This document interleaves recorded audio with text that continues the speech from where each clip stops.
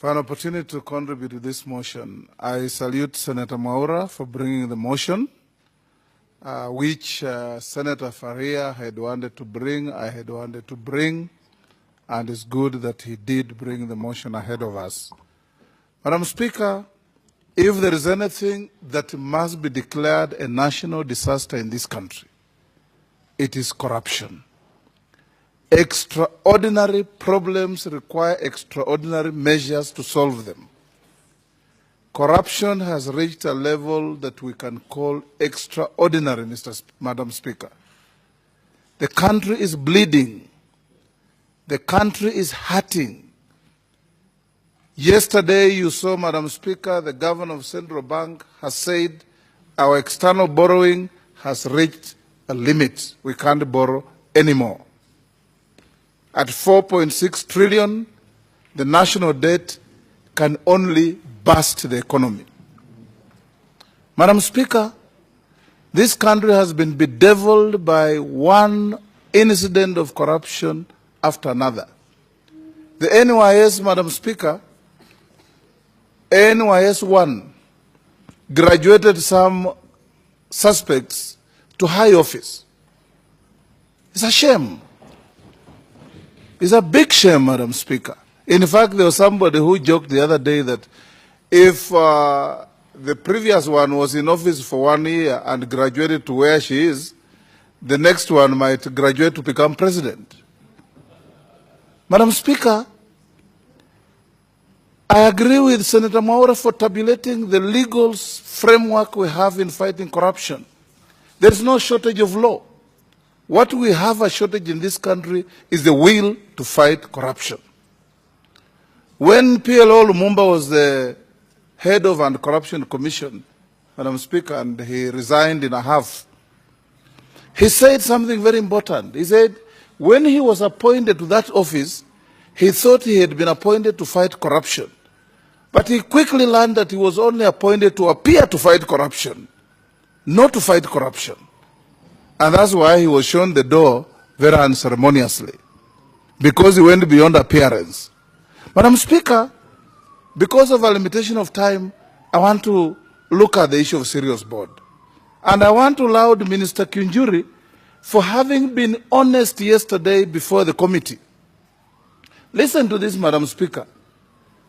Serious Board in my county of Bungoma, and Serious Board by its framework and foundation knows its farmers in every region.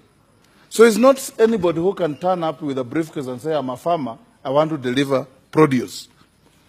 In Bungoma, Madam Speaker, my county, 534 million was paid to farmers. And when you look at the description of these farmers, you cry like Senator Kabaka cried on the floor.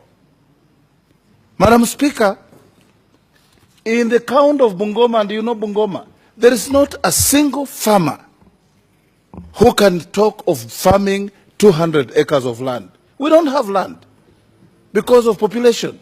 You find those kind of farms in Uasin Gishu, in Trans Nzoia, in Nakuru, and a few other places like Laikipia.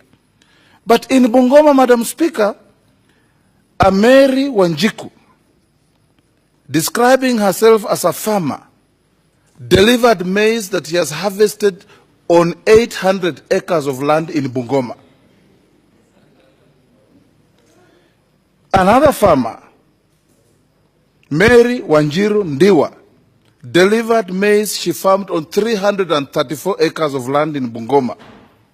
Another one, Bernard Mwangi Kimani, delivered maize having farmed on 400 acres of land in Bungoma. Another one called Mary Wasamuel delivered maize that she farmed on 800 acres of land in Bungoma.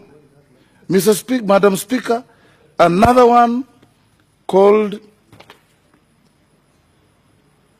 Lucy Ndutakihara delivered maize she farmed on 230 acres of land in Bungoma.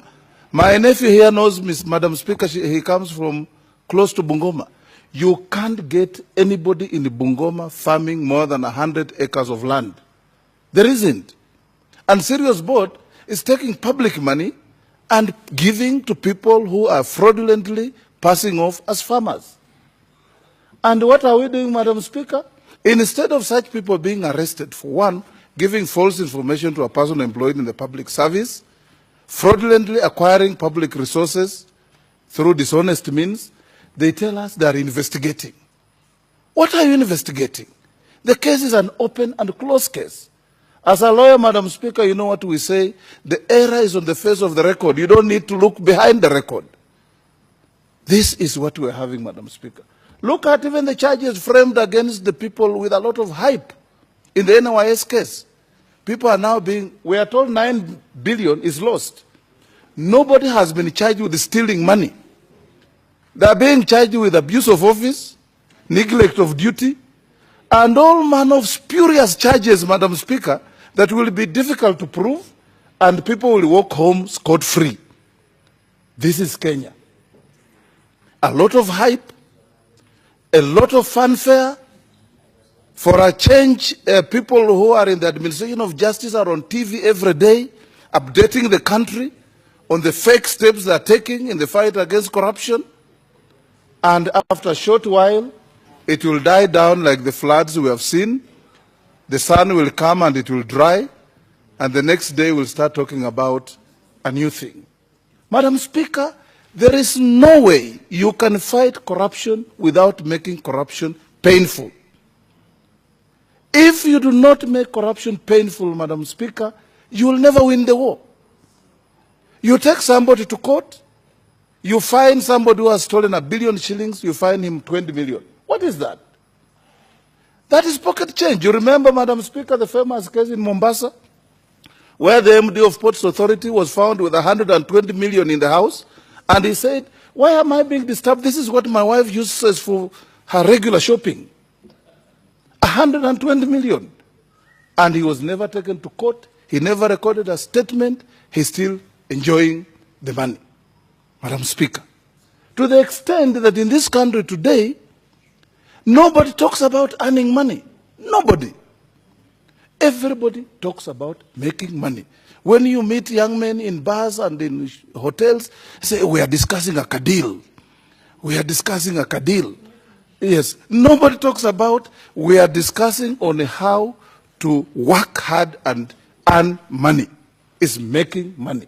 And making money is through shortcuts, Madam Speaker. A country like South Korea, today, Madam Speaker, 3 presidents, former presidents, are in jail. You remember the lady who came here as a president, the daughter of a former president who also is in jail. She came here telling us, pontificating about corruption and development. She went back, she's in jail for 26 years. You salute such a country, Madam Speaker. Because if we do not make it difficult for people to benefit from corruption, and corruption just starts from simple things. One time when I was minister, Madam Speaker, I tried just to find out, how do we procure things here? A roll of tissue paper, Senator Mwaura, that you can walk to Nakumatt and buy for 120 shillings is procured for 1,000 shillings. A pencil that you can pick for 20 shillings is procured for 300 shillings. A writing pad that you can walk into a supermarket and pick for 50 shillings is procured for 500 shillings. And cumulatively, how much money is stolen? And that's why, Madam Speaker, if you look at Kenya and Africa at large, we talk about very handsome GDP growth. Nigeria is the second largest, has overtaken South Africa as the largest economy on the continent. South Africa has a big economy. Congo is having more resources than how the whole of Africa put together. But where is the social transformation in Africa? The poor of 1960 are poorer today. The villages of 1960 are worse today. But we keep on saying lives have improved, the station of life is going up, more people are doing this. Today in this country, Madam Speaker, we are sitting on a time bomb.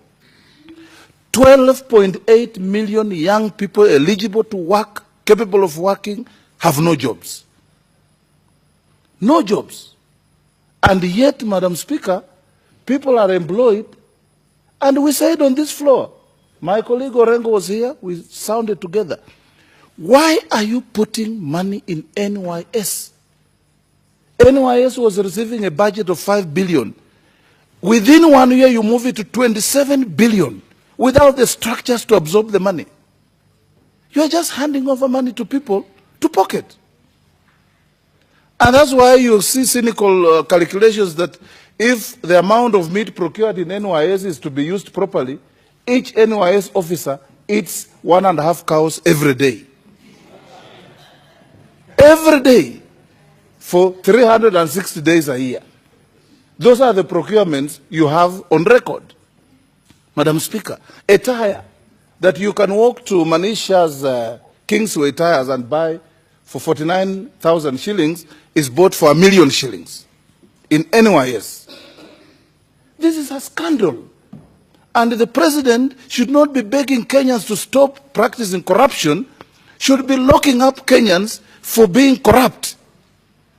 Madam Speaker, I always say this and I can say it again. When I was the foreign minister of this country, somebody maliciously brewed what they called the Tokyo scandal. I walked to President Kibaki as my president. I told him, Mr. President, I have no moral standing to sit in that office until I'm cleared of this, because I don't know anything about it. And I left office. I stayed out of office for 6 months. Every agency investigated, and the president called me back and said, my minister, they were wrong. You are innocent. That is the only reason I agreed to go back to the office. And we want to have a situation, Madam Speaker, where, as Jesus said, those of you who have never done this, throw the first stone. In this country, the majority of people cannot throw any stone, leave alone the first stone. They cannot throw any stone because everybody is tainted. We worship money. Everybody, everywhere. These members you see here, Madam Speaker, including yourself, cannot go to your home without money in your pocket. People just get to their constituencies and create reasons and disappear because they have no money. Everybody who comes to see you wants money. Everybody wants money. Why do people want money? Because we have stifled opportunities for people to live decent lives. So they have to come to you. A man makes his wife pregnant, watches her grow for 9 months, and he comes to the MP to pay maternity fees. What kind of joke is this that we're having in this country? Madam Speaker, this is what we should be fighting for. There should be free Medicare everywhere. There should be free education everywhere. I want to urge you, Senator Mwaura, that setting up any committee of this House to look into these things is not going to yield anything.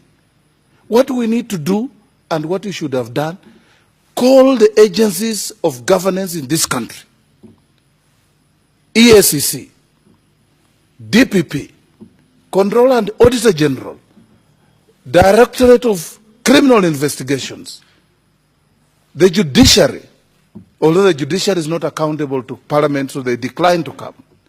Call them here and ask them, we're giving you taxpayers' money. What are you doing?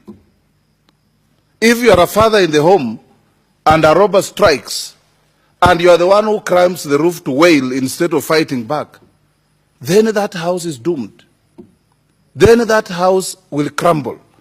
And I want to urge this country, let everybody stand up. What Farhia said, I saw it too. Not from her, from somebody else. Some fellow asking children, what lesson can Kenya give to the rest of the world?